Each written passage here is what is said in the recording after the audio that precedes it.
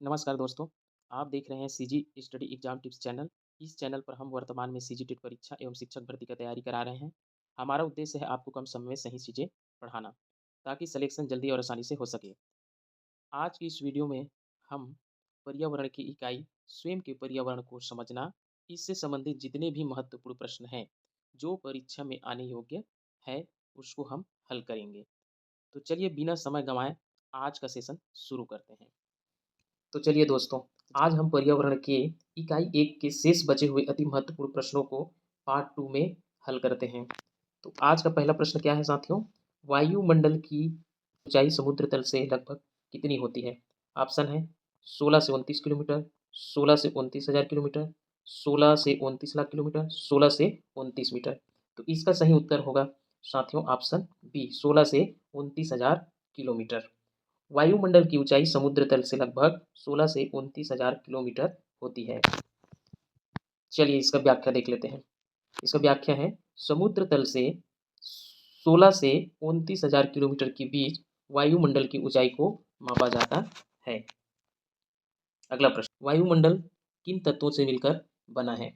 Option है केवल gas से, केवल जलवाष्प से, केवल धूलकण से, या फिर गैस, जलवाष्प और धूलकण से। तो इसका सही उत्तर होगा साथियों गैस, जलवाष्प और धूलकण। वायुमंडल जो है गैस, जलवाष्प और धूलकण से मिलकर बना होता है। इसका व्याख्या, वायुमंडल गैस, जलवाष्प और धूलकण से मिलकर बना है। अगला प्रश्न, वायुमंडल की संरचना में कितने मंडल शामिल हैं? ऑप्शन है 3, 4, 5, 6। तो इसका सही उत्तर होगा साथियों ऑप्शन नंबर सी, 5। वायुमंडल की संरचना में कितने मंडल शामिल हैं? 5 मंडल। चलिए इसकी व्याख्या देख लेते हैं। वायुमंडल की संरचना में 5 मंडल सूचीबद्ध हैं। क्षोभ मंडल, समताप मंडल, मध्य मंडल, आयन मंडल और बाह्य मंडल। ठीक है साथियों। चलिए अगला प्रश्न, क्षोभ मंडल को अंग्रेजी में क्या कहते हैं? इस प्रकार का प्रश्न डायरेक्ट पूछ लिया जाता है साथियों, तो ऐसे प्रश्न को भी हमको छोड़ना नहीं है। क्या बोला है प्रश्न में कि क्षोभ मंडल को अंग्रेजी में क्या कहते हैं? ऑप्शन है स्ट्रेटोस्फेयर, मेसोस्फेयर, ट्रोपोस्फेयर और लास्ट है एक्सोस्फेयर। तो इसका सही उत्तर होगा साथियों ऑप्शन नंबर सी, ट्रोपोस्फेयर। क्षोभ मंडल को अंग्रेजी में ट्रोपोस्फेयर कहते हैं। ठीक है। चलिए इसका व्याख्या देखते हैं। क्षोभ मंडल को अंग्रेजी में ट्रोपोस्फेयर कहते हैं। यह वायुमंडल की सबसे निचली परत होती है, जो पृथ्वी के सतह के सबसे पास स्थित है। सभी मौसम संबंधित घटनाएं, वर्षा, आंधी, तूफान, बादल आदि यही घटित होती है। ठीक है। अगला प्रश्न, समताप मंडल को अंग्रेजी में क्या कहते हैं?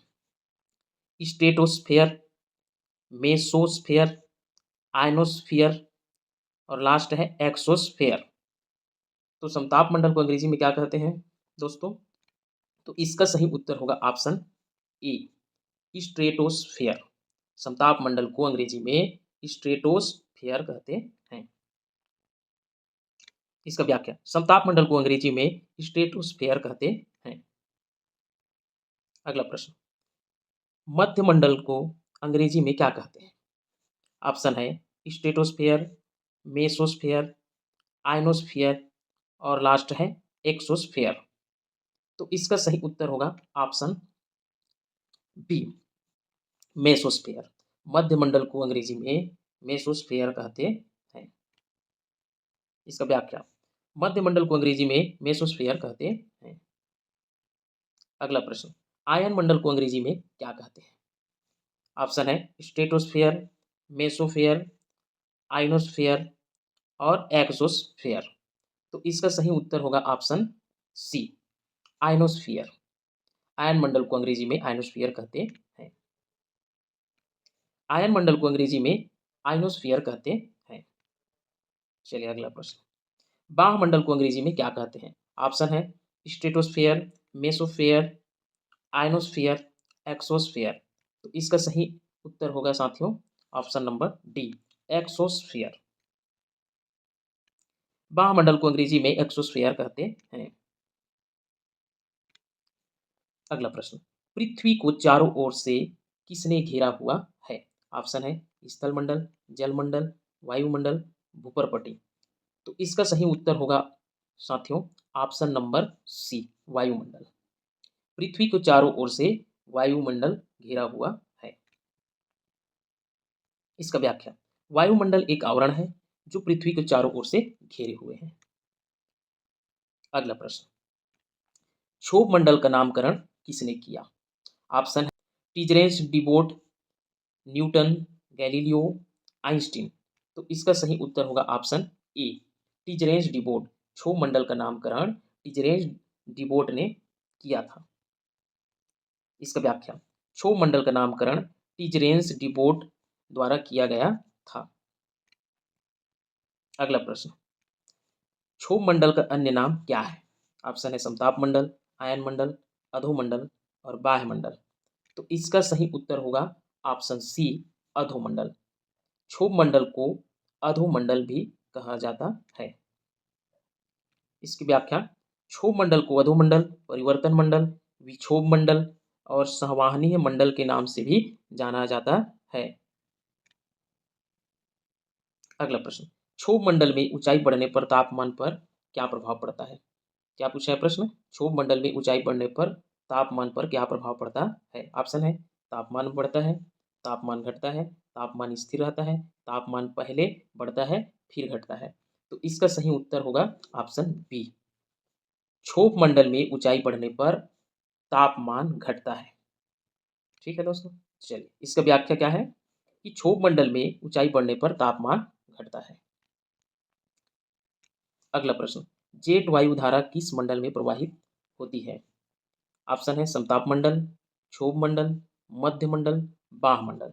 तो इसका सही उत्तर होगा ऑप्शन बी, जेट वायु धारा जो है क्षोभ मंडल में प्रवाहित होती है। इसका व्याख्या, ऊपरी क्षोभ मंडल पर जेट वायु धारा प्रवाहित होती है। अगला प्रश्न, बादल, आंधी और वर्षा जैसी मौसम संबंधित घटनाएं किस मंडल में होती है? क्या पूछा है प्रश्न, बादल, आंधी और वर्षा जैसी मौसम संबंधित घटनाएं किस मंडल में होती है? तो ऑप्शन है समताप मंडल, मध्य मंडल, क्षोभ मंडल, आयन मंडल। तो इसका सही उत्तर होगा ऑप्शन सी, क्षोभ मंडल। क्षोभ मंडल में बादल, आंधी और वर्षा जैसी, है ना, मौसम संबंधित घटनाएं घटित होती है। चलिए इसका व्याख्या, ऋतु और मौसम संबंधित घटनाएं जैसे बादल, आंधी, वर्षा इसी मंडल में होती है।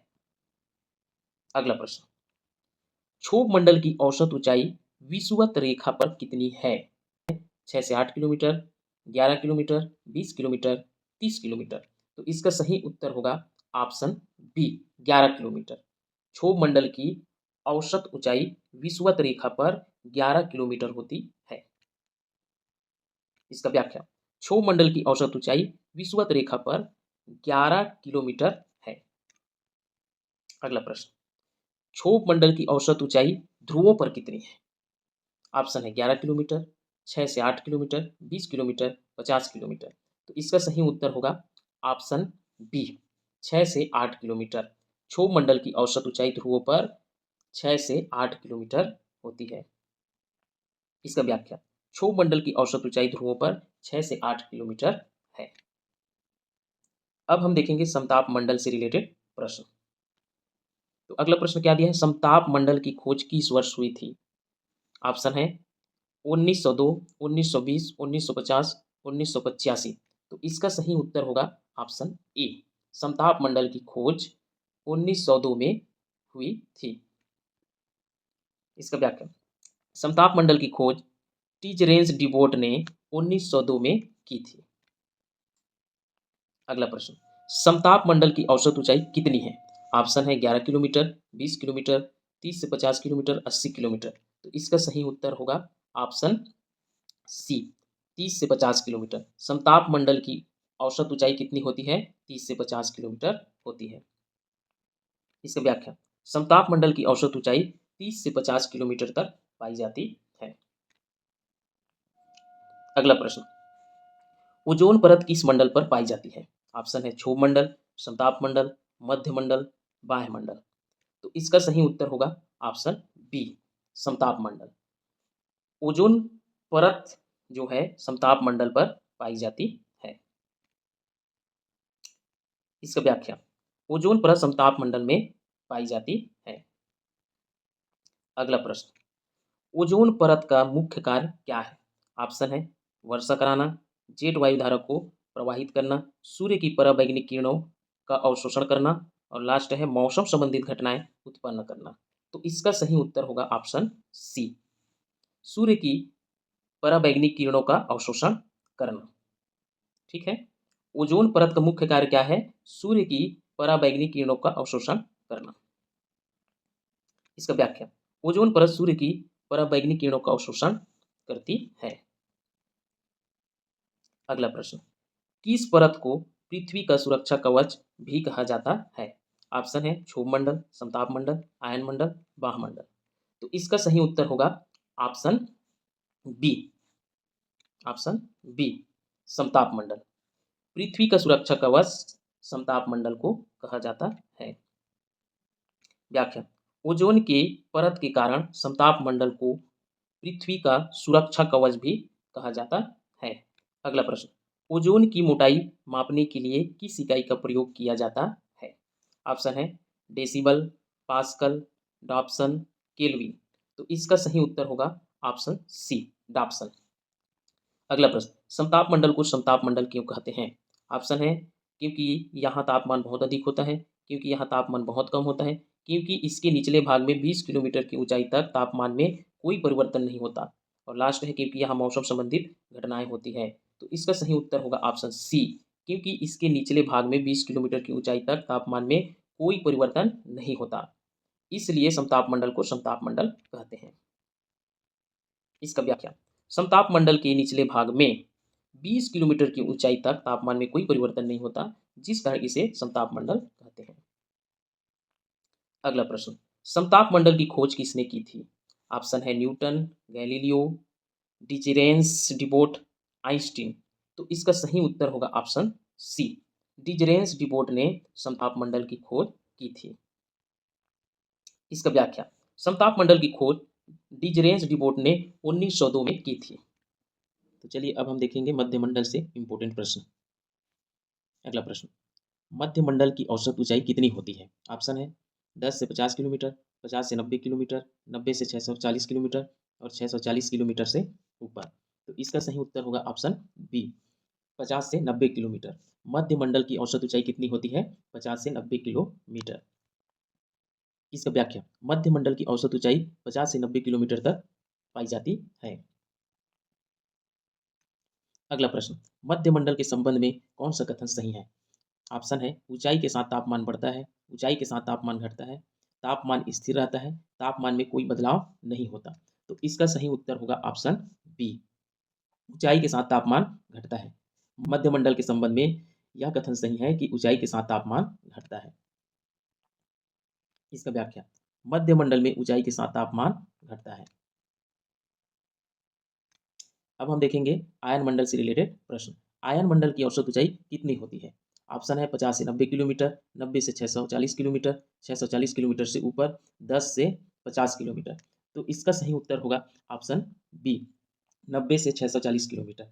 आयन मंडल की औसत ऊंचाई कितनी होती है? 90 से 640 किलोमीटर। इसका व्याख्या, आयन मंडल की औसत ऊंचाई 90 से 640 किलोमीटर होती है। अगला प्रश्न, किस मंडल में विद्युत चुंबकीय किरणें पाई जाती है? ऑप्शन है मध्य मंडल, आयन मंडल, बाह्य मंडल, क्षोभ मंडल। तो इसका सही उत्तर होगा ऑप्शन नंबर बी, आयन मंडल। आयन मंडल में विद्युत चुंबकीय किरणें पाई जाती है। इसका व्याख्या, आयन मंडल में विद्युत चुंबकीय किरणें पाई जाती है। अगला प्रश्न, रेडियो तरंगों का परावर्तन किस मंडल से होता है? ऑप्शन है मध्य मंडल, समताप मंडल, आयन मंडल, बाह्य मंडल। तो इसका सही उत्तर होगा ऑप्शन सी, आयन मंडल। रेडियो तरंगों का परिवर्तन आयन मंडल में होता है। इसका व्याख्या, आयन मंडल में रेडियो तरंगों का परिवर्तन होता है।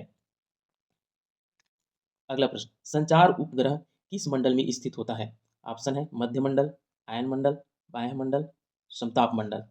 तो इसका सही उत्तर होगा ऑप्शन बी आयन मंडल। संचार उपग्रह आयन मंडल में स्थित होता है। इसका व्याख्या, संचार उपग्रह आयन मंडल में स्थित होते हैं। अगला प्रश्न, ध्रुवों पर लाल रंग का अरोरा ज्योति की चमक किस मंडल के कारण होती है? ऑप्शन है मध्य मंडल, बाह्य मंडल, समताप मंडल, आयन मंडल। तो इसका सही उत्तर होगा ऑप्शन डी आयन मंडल। ध्रुवों पर लाल रंग का अरोरा ज्योति की चमक आयन मंडल के कारण होती है। इसका व्याख्या, ध्रुवों पर लाल रंग का अरोरा ज्योति की चमक इसी मंडल के कारण होता है। कौन से मंडल के कारण होता है? आयन मंडल के कारण। तो ठीक है साथियों, आज का टॉपिक यही समाप्त होता है। उम्मीद है आपको यह क्लास समझ में आई होगी। अगर आपको वीडियो हेल्पफुल लगा हो तो कृपया इसे लाइक ज़रूर करें, और यदि आप पहली बार इस चैनल पे आए हैं तो चैनल को सब्सक्राइब करें और बेल आइकन को दबा दें, ताकि सीजी एग्ज़ाम की अगली इम्पोर्टेंट क्लास आप तक पहुंच सके। यदि कोई डाउट है या अगला टॉपिक आप किस पर चाहते हैं तो कमेंट्स बॉक्स में ज़रूर लिखें। हम मिलते हैं अगली क्लास में। तब तक पढ़ते रहिए, मेहनत करते रहिए और अपना ख्याल रखिए। बहुत बहुत धन्यवाद।